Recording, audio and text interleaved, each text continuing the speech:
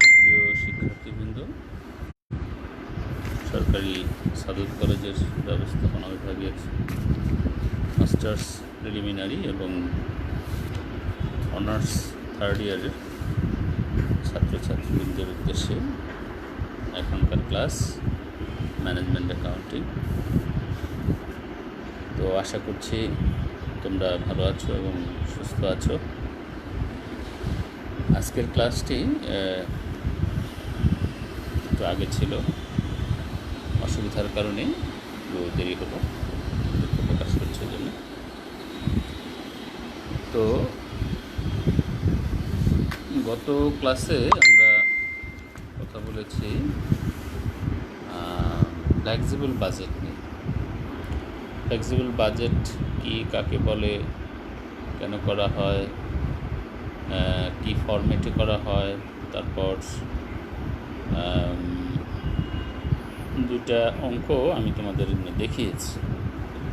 তো আরও দু একটা অঙ্ক দেখালে ভালো হতো, কিন্তু এইভাবে মুখে মুখে বলা অঙ্ক করা যায় না বোর্ডে।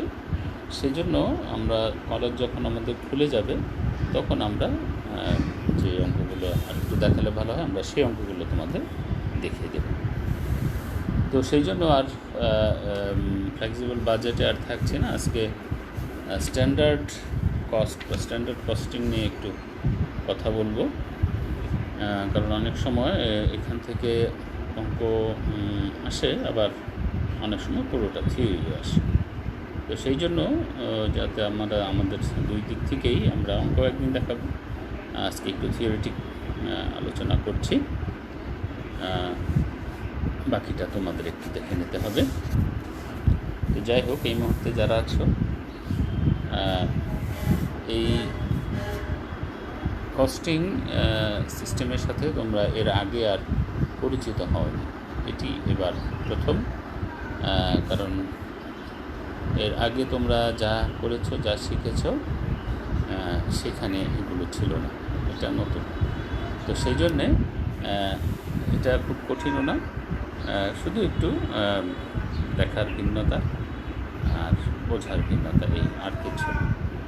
তো প্রথমে আমরা এই স্ট্যান্ডার্ড কস্ট, সেই স্ট্যান্ডার্ড কস্টিং, ভেরিয়েন্স অ্যানালাইসিস একই সাথে এগুলো জড়িত। তো আমরা পর্যায়ক্রমে স্ট্যান্ডার্ড কস্টিং, ভেরিয়েন্স অ্যানালাইসিস এগুলো নিয়ে আলাপ করছি। প্রথমেই আমরা যেটা স্ট্যান্ডার্ড কস্ট বা প্রমাণ ব্যয়, বাংলায় বলে এটাকে প্রমাণ ব্যয় নিয়ে কথা বলবো। তো এই প্রমাণ ব্যয় হচ্ছে যে একটি পূর্ব নির্ধারিত ব্যয়, যা উৎপাদনের পূর্বেই নির্ধারণ করা হয় এবং পরবর্তী সময়ে প্রকৃত ব্যয়ের সাথে তার যে পার্থক্য সেটি তুলনা করা হয়। তো আমরা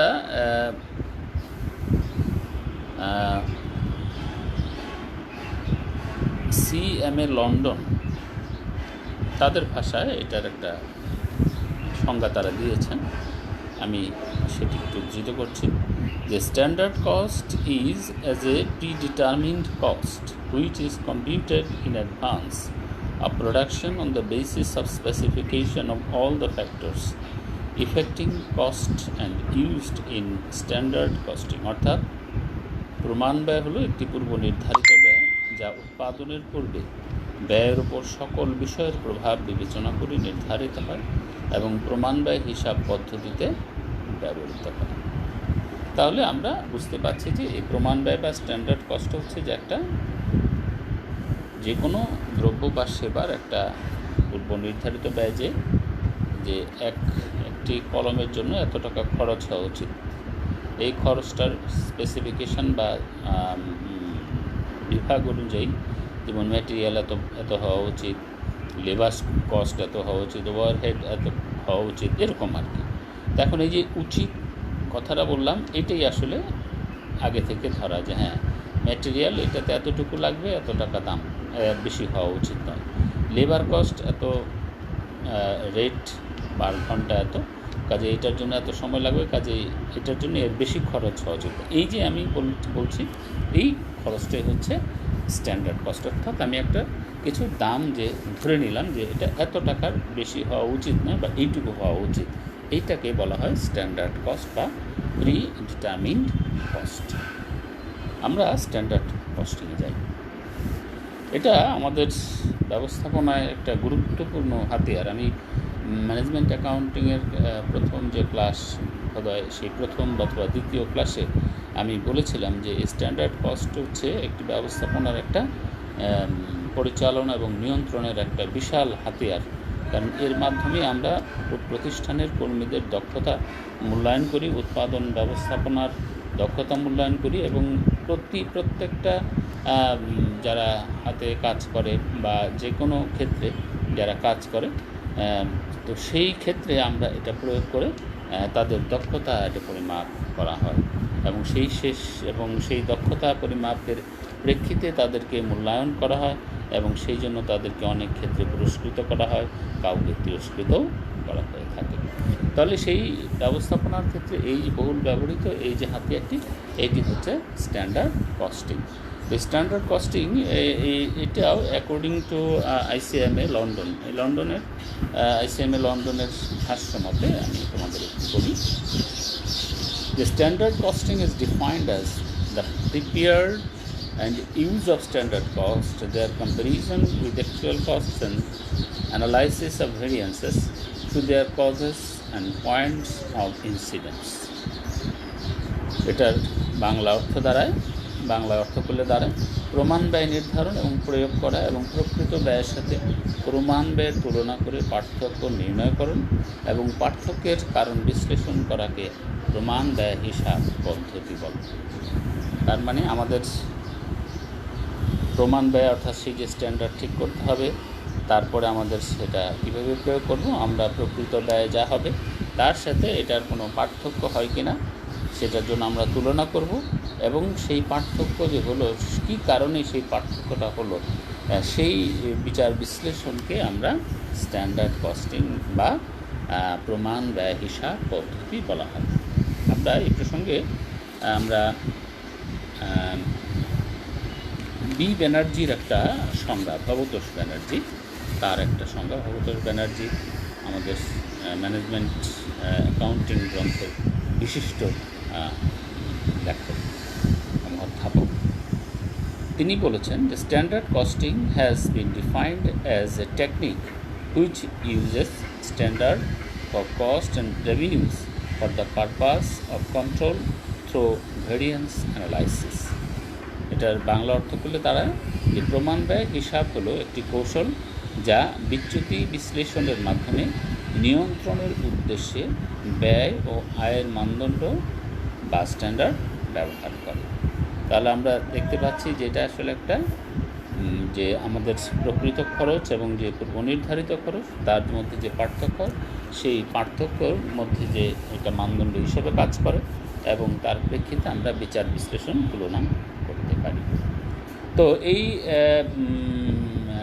সংজ্ঞা এবং বিভিন্ন কথাবার্তার প্রেক্ষিতে একটা পুরোপুরি একটা সংজ্ঞা আমরা যেটা বলতে পারি যে পদ্ধতিতে ব্যয়ের বিভিন্ন উপাদান যথা কাঁচামাল, শ্রম ও পরিব্যয় ইত্যাদি পূর্ব নির্ধারিত মানদণ্ডের সাথে প্রকৃত ব্যয়ের তুলনা করে পার্থক্য বা বৈষম্য নির্ধারণ করা হয় এবং এর কারণ বিশ্লেষণপূর্বক প্রতিবিধানমূলক নিয়ন্ত্রণ ব্যবস্থা আরোপ করা হয়, তাকে প্রমাণ ব্যয় হিসাব পদ্ধতি বলে।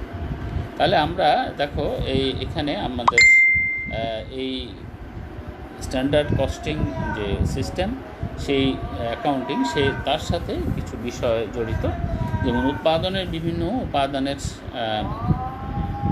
ব্যয় নির্ণয় করতে হবে, প্রকৃত ব্যয় নির্ণয় করতে হবে, প্রমাণ বা প্রকৃত ব্যয়ের মাধ্যমে তুলনার মাধ্যমে পার্থক্য নির্ণয় করতে হবে, পার্থক্যের কারণ অনুসন্ধান করতে হবে এবং সেই পার্থক্য যে হলো তার প্রতিবিধানের জন্য প্রয়োজনীয় ব্যবস্থা বা প্রয়োজনীয় প্রতিবেদন বা প্রয়োজন কারণ ও প্রতিকার উল্লেখ করতে হবে। মূলত এই ব্যবস্থাটি হচ্ছে আমাদের স্ট্যান্ডার্ড কস্টিং বা মান ব্যয় হিসাব। এবার আমরা মান ব্যয় হিসাবের কয়েকটা বৈশিষ্ট্য, যেমন উৎপাদনের যে বিভিন্ন উপাদান, যে খরচ, যেমন আমরা বলি যেমন তোমার ম্যাটেরিয়াল কস্ট, লেবার কস্ট, উপরি ব্যয় বা ওভারহেড কস্ট, তো সেগুলো আমাদের বিজ্ঞানসম্মত উপায়ে সেগুলোর খরচ নির্ধারণ করতে হবে এবং তা একটা কার্ডে লিপিবদ্ধ করে রাখতে হবে। যেমন আমি প্রথমেই বলেছিলাম যে একটি কলম উৎপাদনের জন্য বা একটি কলম তৈরি করার জন্য আমাদের এই পরিমাণ ম্যাটেরিয়াল লাগার কথা, এই পরিমাণ লেবার লাগার কথা, এই পরিমাণ ওভারহেড লাগবার কথা, সেটা একটা কার্ডে লিপিবদ্ধ করার কথা বলছে। প্রমাণ ব্যয় কার্ডে লিপিবদ্ধ প্রমাণ ব্যয় উৎপাদন কাজে প্রয়োগ করা, উৎপাদনের সময় সেটাকে প্রয়োগ করা। প্রকৃত উৎপাদন চলাকালীন প্রকৃত খরচের পরিমাপ করা, প্রকৃতপক্ষে আমরা যখন উৎপাদনের কাজে হাত দিচ্ছি তখন সেই কত খরচ হলো একটি কলম তৈরির পেছনে, মূলত সেইটি দেখা। তারপরে হচ্ছে যে আমাদের সেই প্রভেদ বা ভেরিয়েন্স নির্ণয় করা, যে প্রকৃত ব্যয় এবং আমাদের যে আমরা যে স্ট্যান্ডার্ড কস্ট সেটার পার্থক্য নির্ণয় করা। পরবর্তীতে হচ্ছে যে সেই পার্থক্যের কারণ অনুসন্ধান করা, আর যে বিচ্যুতি হলো সেই কারণ অনুসন্ধানের জন্য যে আমাদের করণীয় তা বিশ্লেষণ আকারে প্রতিবেদন পেশ করা। এটি হচ্ছে আমাদের মান ব্যয় হিসাব পদ্ধতির প্রধান যে বৈশিষ্ট্য সেটি। এখন এই মান ব্যয় হিসাব পদ্ধতির উদ্দেশ্য, অবজেক্টিভস অফ স্ট্যান্ডার্ড কস্ট। যে কোনো বিষয়েরই, যে কোনো ঘটনারই কোনো না কোনো কারণ থাকে এবং কোনো না কোনো কারণেই সেগুলো সংগঠিত হয়। তো আমাদের এই যেহেতু আমরা বলছি এটা আমাদের ব্যবস্থাপনার একটা খুব চমৎকার একটা হাতিয়ার, তাহলে এই হাতিয়ারের এটার ব্যবহার করবার পেছনে কী উদ্দেশ্য বা কী অবজেক্টিভস রয়েছে আমরা সেইগুলো একটু শেয়ার করি।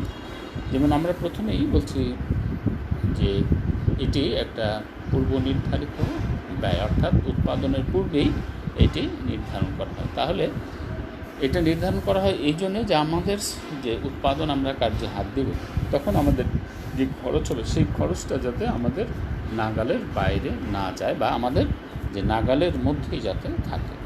তো সেই জন্য বলা হয় যে ব্যয় নিয়ন্ত্রণ বা কস্ট কন্ট্রোল হচ্ছে এটার অন্যতম প্রধান উদ্দেশ্য। দ্বিতীয় হচ্ছে এই ব্যয় নিয়ন্ত্রণের মাধ্যমেই একজন কর্মীর বা একটি বিভাগের তাদের যে কাজের দক্ষতা সেটা পরিমাপ করা সম্ভব হয়। কাজে সেই হিসেবে আমরা তাদের মেজারমেন্ট অফ পারফরমেন্স আমরা এই স্ট্যান্ডার্ড কস্টিংয়ের মাধ্যমে আমরা জানতে পারি এবং বুঝতে পারি। আরেকটি বিষয় হচ্ছে যে ডেলিগেশন অফ পাওয়ার বা ক্ষমতা হস্তান্তর, এটিও আমাদের স্ট্যান্ডার্ড কস্টের একটা প্রধান উদ্দেশ্য। কখন কী করতে হবে, কতটুকু করতে হবে, তখন এই স্ট্যান্ডার্ড কস্টিংয়ের মাধ্যমে এই কাজের মাধ্যমে জানা যায়।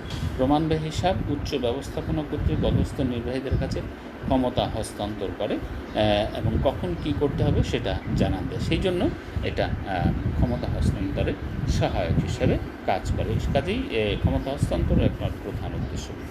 আরেকটি হচ্ছে আমাদের প্রত্যাশিত মুনাফা অর্জন, এক্সপেক্টেড প্রফিট। আমরা যেহেতু উৎপাদন সংক্রান্ত কাজে কথা বলছি, এখানে ব্যবসা সংক্রান্ত কার্যক্রমই বেশি, সেই জন্য বলছি যে মুনাফা হচ্ছে অন্যতম প্রধান উদ্দেশ্য। কাজেই আমাদের এই ব্যয়ের সাথেই আমাদের মুনাফার বিষয়টি ওতপ্রোতভাবে জড়িত। আমরা কী পরিমাণ ব্যয় করলে কী পরিমাণ মুনাফা হবে, কারণ ব্যয় বেড়ে গেলে তো আমাদের যে এক্সপেক্টেড মুনাফা সেটি কমে যাবে। তো সেই জন্য আমাদের ব্যয়ের বিষয়টাও আমাদের মাথায় রাখতে হবে। এক্সপেক্টেড মুনাফাটিও এখান থেকে আমরা ধারণা করতে পারি। আরেকটি বিষয় হচ্ছে যে অ্যামালগামেশন অফ কস্ট ইনফরমেশান, অর্থাৎ বিভিন্ন খাতে যে আমাদের ব্যয় হচ্ছে তার যে একটা সমষ্টি, তার যে একত্রীকরণ, তা আমরা এই স্ট্যান্ডার্ড কস্টিংয়ের মাধ্যমে বুঝতে পারি যে একটি উৎপাদন ক্ষেত্রে বা একটি দ্রব্য বা সেবা উৎপাদনে যে কত ধরনের খরচ হচ্ছে তার একটা বিষয় আমরা পাচ্ছি। আরেকটি হচ্ছে যে স্ট্যান্ডার্ড কস্টিং, বিক্রয় মূল্য নির্ধারণের ক্ষেত্রেও স্ট্যান্ডার্ড কস্টিংকে অনেকে ব্যবহার করে থাকেন, যে আমাদের এই পরিমাণ খরচ, কাজে এই পরিমাণ খরচের সাথে আমরা এত মুনাফা যোগ করে আমরা বিক্রয় মূল্য নির্ধারণ করব। সেই হিসেবে বিক্রয় মূল্য নির্ধারণও করাটাও একটা প্রধান উদ্দেশ্য। আরেকটি হচ্ছে যে কস্ট রিডাকশান বা আমাদের ব্যয় সংকোচন, বা আমরা বলতে পারি যে মিতব্যয়িতা অর্জন, যে সর্বক্ষেত্রে আমাদের মিতব্যয়িতা অর্জন করতে হবে। তো সেই হিসেবে আমরা উৎপাদন বিভাগ বলি আর যে কোনো বিভাগ বলি, ব্যক্তি বলি আর বা সামষ্টিক বলি, সর্বক্ষেত্রে আমাদের যে পরিমাণ ব্যয় হওয়া উচিত তার বাইরে কোনো অবস্থাতে যাওয়া উচিত নয়, এবং যতটুকু ব্যয় হওয়া উচিত প্রয়োজনে তার চাইতে যদি কম ব্যয় করা যায় সেটি খুবই ভালো একটা দিক। অর্থাৎ আমাদের সেই যে মিতব্যয়িতা তার দিকে আমাদের খেয়াল রাখতে হবে। কাজে এই মিতব্যয়িতা অর্জনের উদ্দেশ্যেও আমরা এই স্ট্যান্ডার্ড কস্টিংটা করে থাকি। তো এখন এই স্ট্যান্ডার্ড কস্টিং থেকে আমরা কিছু সুবিধা পাই। এই সুবিধাগুলোর মধ্যে একটি হচ্ছে যে ইফেক্টিভ কস্ট কন্ট্রোল বা কার্যকরী ব্যয় নিয়ন্ত্রণ সম্ভব হয়। কর্মীরা যখন কাজ করে তখন কর্মীরা হেলাফেলা কাজ না করে কর্মীরা জানে যে এই কাজের জন্য এতটুকু ব্যয় নির্ধারিত আছে, কাজে এর চেয়ে বেশি ব্যয় করা যাবে না। সেই জন্য তারা এদিকে খুব মনোনিবেশ সহকারী কাজ করে। দ্বিতীয়ত এটি হেল্প ইন প্ল্যানিং, অর্থাৎ পরিকল্পনা তৈরি করতেও এটি সহযোগিতা করে, কারণ আমাদের ব্যবস্থাপনার প্রথম কাজ হচ্ছে আমরা বলছি পরিকল্পনা করা। যে কোনো কিছুই আমরা পরিকল্পনা ছাড়া আমরা চিন্তা করতে পারি না। কাজে এই পরিকল্পনার ক্ষেত্রেও কোনো দ্রব্যের দাম নির্ধারণ কত হবে, মুনাফা কত হবে, এই সব বিষয়গুলো সব পরিকল্পনার মধ্যে। কাজে এই পরিকল্পনা প্রণয়নে আমাদের স্ট্যান্ডার্ড কস্টিং সহযোগিতা করে। মেজারমেন্ট অফ ইফিসিয়েন্সি, আমি একটু আগে বলেছি যে আমাদের উদ্দেশ্যের ক্ষেত্রে আমরা দেখি যে আমাকে এককভাবে কোনো ব্যক্তি বা এককভাবে কোনো বিভাগ কীভাবে তার দক্ষতা দেখাচ্ছে, মূলত এই খরচ করবার মাধ্যমেই মূলত তাদের দক্ষতার পরিমাপ করা যায়। আরেকটি সুবিধা হচ্ছে যে আমরা বিক্রয় মূল্য নির্ধারণ করতে পারি, ডিটারমিনেশন অফ সেলিং প্রাইস। তারপরে আরেকটি সুবিধা পাই আমরা ডিসেন্ট্রালাইজেশন অফ পাওয়ার, আমরা ক্ষমতা বিকেন্দ্রীকরণের ক্ষেত্রে আমরা এই দেখি যে স্ট্যান্ডার্ড কস্টিং প্রভূত সুবিধা দিয়ে থাকে, কাজেই আমরা ক্ষমতার বিকেন্দ্রীকরণটা এখান থেকে পাই।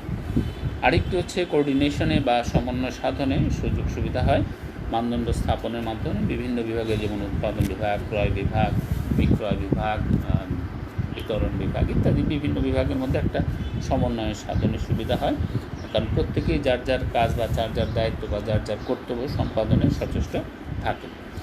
ভ্যালুয়েশন অফ স্টক, আমাদের যে স্টক বা আমাদের যে মজুদ পণ্য সেগুলো মূল্যায়নে স্ট্যান্ডার্ড কস্টিং সহায়তা করে। তারপর আমাদের যে কিছু ক্ষতি বা ওয়াস্ট সেগুলো আমাদের বর্জন করা সম্ভব হয়, এলিমিনেটিং ওয়াস্ট। তারপরে টাইমলি রিপোর্টিং, যে সময় মতো এটি আমাদের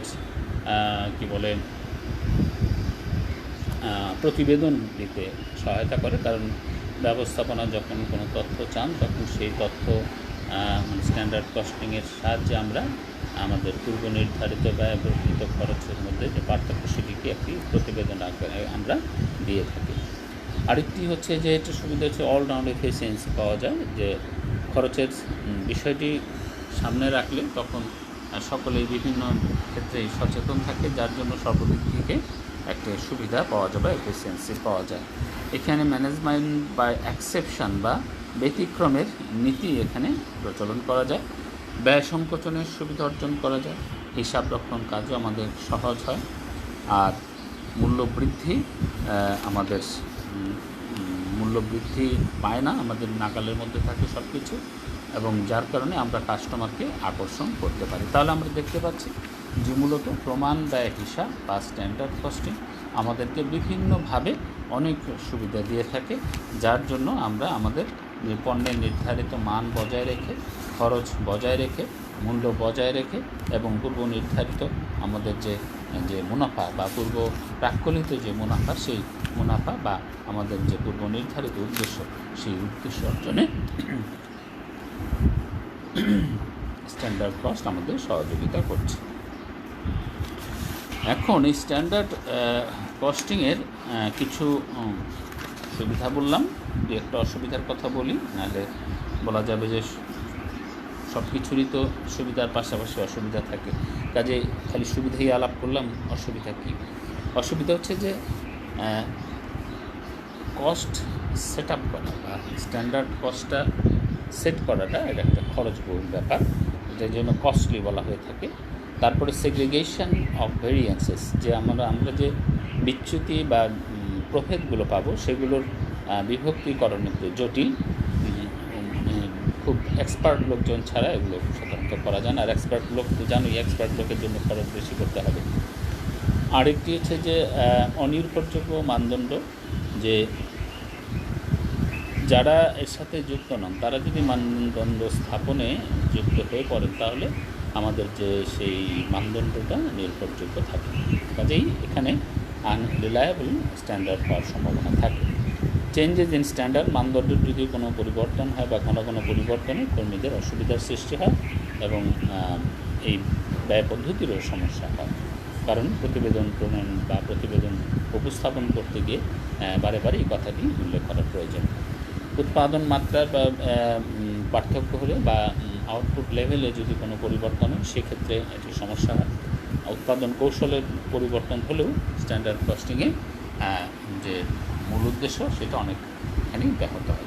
কাজেই কিছু অসুবিধা আছে, কিন্তু তারপরেও এই অসুবিধাগুলো খুবই সাময়িক এবং দু চারটি ক্ষেত্রে, সর্বক্ষেত্রে নয়। কাজেই সর্বক্ষেত্রে এটি সব দিক দিয়েই সুবিধাজনক। কাজেই সেই জন্য উৎপাদন ব্যবস্থাপনার ক্ষেত্রে স্ট্যান্ডার্ড কস্টিং বা কর্মীদের এফিসিয়েন্সি পরিমাপকরণের ক্ষেত্রে, পুরস্কার প্রদানের ক্ষেত্রে, মূল্যায়নের ক্ষেত্রে এই স্ট্যান্ডার্ড কস্টিং অত্যন্ত গুরুত্বপূর্ণ একটি বিষয়, এতে কোনো সন্দেহ নেই। আমরা এই মানদণ্ড স্থাপনের ক্ষেত্রে যে বিষয়টা সেটিং অফ স্ট্যান্ডার্ডস, এই বিষয়টা এখানে আমরা দেখি যে এস্টাবলিশমেন্ট অফ কস্ট সেন্টার, অর্থাৎ একটি ব্যয় কেন্দ্র স্থাপন করতে হবে। তারপরে ক্লাসিফিকেশন অফ অ্যাকাউন্টস বা আমাদের হিসাবের যে শ্রেণীবিভাগ সেটি করতে হবে। তৃতীয় হচ্ছে ডিটারমিনেশন অফ ডিউরেশন, স্থিতিকাল, কোনো কাজের জন্য বা কোনো কর্মের জন্য যে স্থিতিকাল ডিউরেশন সেটি ঠিক করতে হবে। ডিটারমিনেশন দ্য ক্যাপাসিটি, অর্থাৎ উৎপাদন ক্ষমতা ঠিক করতে হবে। এবং টাইপ অফ স্ট্যান্ডার্ডস বা মানদণ্ডের যে শ্রেণীবিভাগ সেইটি আমাদের ঠিক করতে হবে। এইগুলো ঠিক করা হয়ে যাওয়ার পরে আমরা বাস্তবায়ন করার জন্য চেষ্টা করতে পারব।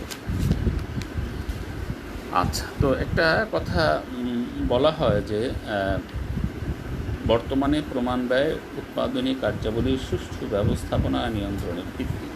আমরা আমাদের এই যে একটু আগে যে আলোচনা করেছি যে প্রমাণ ব্যয় মূলত উৎপাদন ব্যবস্থাপনার যে বিবিধ কার্যকলাপ তার সুষ্ঠু ব্যবস্থাপনা মানে হচ্ছে কি, যে আমাদের যে কার্যকলাপ সেগুলোর যথাযথ পরিকল্পনা, সেগুলোর সমন্বয় সাধন এবং নিয়ন্ত্রণটাই মূলত হচ্ছে আমাদের ব্যবস্থাপনা। তো এখন তার সুষ্ঠু যদি আমরা প্রয়োগ করতে পারি তাহলে আমাদের যে ব্যবস্থাপনা সফল হয়, সার্থক হয়। সেই জন্য বলা হয় যে বর্তমান প্রমাণ ব্যয় উৎপাদনী কার্যাবলী সুষ্ঠু ব্যবস্থাপনা নিয়ন্ত্রণের ভিত্তি। আমরা নিয়ন্ত্রণের কথা বলেছি যে আমরা আমাদের কোনো কাজ পূর্ব নির্ধারিত যে মান বা পূর্ব নির্ধারিত নিয়ম অনুসারে হচ্ছে কিনা, বা পূর্ব নির্ধারিত যে আমাদের নিয়ম পদ্ধতি সেই নিরিখে হচ্ছে কিনা সেটি যাচ করা যায় এবং প্রয়োজনে সংশোধনীমূলক ব্যবস্থা গ্রহণ করা যায়, সেইটি হচ্ছে মূলত নিয়ন্ত্রণ। তা আমরা এই স্ট্যান্ডার্ড কস্টিংয়েও দেখি যে আমরা আমাদের যে ব্যয় করছি সেই ব্যয়ের জন্য আমাদের পূর্ব নির্ধারণ করা থাকে কত ব্যয় হবে, এবং পরবর্তী সময়ে আমরা যখন প্র্যাকটিক্যালি আমরা যখন উৎপাদন করি আমাদের যখন খরচ হয় সেই খরচটাকে আমরা পূর্ব নির্ধারিত খরচ আর প্রকৃত খরচের মধ্যে তুলনা করি এবং সেখানে কী কারণে কোনো প্রভেদ বা বিচ্যুতি হলো সেই কারণগুলো আমরা নির্ণয় করার চেষ্টা করি এবং তার যে একটা যে কীভাবে সেই সংশোধনমূলক ব্যবস্থা গ্রহণ করা যায় তাদের, সেই জন্য আমরা দেখি যে যেহেতু এখানে বিচ্যুতির কারণ বিশ্লেষণ এবং সংশোধনমূলক ব্যবস্থা আছে, সেই জন্য বলা হয় যে বর্তমানে প্রমাণ ব্যয় উৎপাদনী কার্যাবলীর সুষ্ঠু ব্যবস্থাপনা নিয়ন্ত্রণের ভিত্তি। সেই জন্য এটি যথাযথভাবে নিয়ন্ত্রণের অন্যতম প্রধান ভিত্তি হিসেবে সকলের কাছে বিবেচিত হয়। এবার আমরা একটু যাচ্ছি এটার সাথে জড়িত ভেরিয়েন্স বা প্রভেদ। প্রভেদ কোনটা? এই যে আমাদের যে পূর্ব নির্ধারিত ব্যয় অর্থাৎ স্ট্যান্ডার্ড কস্ট এবং অ্যাকচুয়াল কস্ট, প্রকৃত ব্যয় এবং মান ব্যয়, এই দুইয়ের যে পার্থক্য মূলত সেটাই হচ্ছে ভেরিয়েন্স বা প্রভেদ। বাংলায় বলা হয় প্রভেদ, আমরা এই বইয়ের ভাষায় ভেরিয়েন্স, এটাকে ডিফারেন্সও বলা যেতে পারে। এখন এই ডিফারেন্সটা অ্যানালাইজ বা বিশ্লেষণ এটা আমাদের করতে হয়। কত রকমের প্রভেদ আছে সেটি আমাদের দেখি। আমাদের উৎপাদনের যে উপাদান এই সবগুলোর ভেরিয়েন্স হয়, যেমন material variance, material cost variance, তোমার তারপরে মেটেরিয়াল ভেরিয়েন্সের মধ্যে অনেকগুলো, যেমন material price variance, material usage variance ইত্যাদি ইত্যাদি। তো এরকম মেটেরিয়াল ভেরিয়েন্স, তারপরে তোমার লেবার ভেরিয়েন্স, ওভারহেড ভেরিয়েন্স, তারপরে সেলস ভেরিয়েন্স, এই মূলত এই প্রধান এই চারটি ভেরিয়েন্স আমরা মূলত এই ভেরিয়েন্স অ্যানালাইসিস অর্থাৎ স্ট্যান্ডার্ড কস্টিংয়ে এই ভেরিয়েন্স যে বের করব সেগুলো এই 4 রকমের ভেরিয়েন্স। এই 4 রকমের মধ্যে আরও অনেক রকম, 4 রকমটাই সব মিলিয়ে প্রায় 20-22 রকমের হয়ে যায়। তো এই সবগুলোই আমরা যখন অঙ্ক করব তখন ধীরে ধীরে আমরা এই ভেরিয়েন্সগুলো সম্পর্কে আরও ধারণা লাভ করব। তাহলে আমরা আমাদের যে আজকের যে ক্লাসের সামারি সেটা হচ্ছে যে আমরা স্ট্যান্ডার্ড কস্টিং এবং সেই সাথে যে ভেরিয়েন্স সেই সম্পর্কে আমরা একটু জানার চেষ্টা করলাম। আমরা আমাদের পরবর্তী ক্লাসে আমরা আমাদের এই স্ট্যান্ডার্ড কস্টিংয়ের যে একটা অঙ্ক আমরা করার চেষ্টা করব। সেটি হচ্ছে তোমার ম্যাটেরিয়াল ভেরিয়েন্স। এই ম্যাটেরিয়াল কস্ট ভেরিয়েন্স বা ম্যাটেরিয়াল ভেরিয়েন্স আমরা এইখান থেকে আমরা অঙ্ক স্টার্ট করব, তারপরে যতটুকু করা যায়। তো আশা করছি যে তোমরা আগামী ক্লাসে থাকবে এবং আমাকে উৎসাহিত করবে, আর পাশাপাশি অঙ্কগুলো বা বইটা একটু দেখার চেষ্টা করবে। তাহলে তোমাদের প্রভূত উপকার হবে বলে আমার বিশ্বাস। তোমরা ভালো থাকো, সুস্থ থাকো, এই কামনা করছি। ধন্যবাদ তোমাদের সবাই।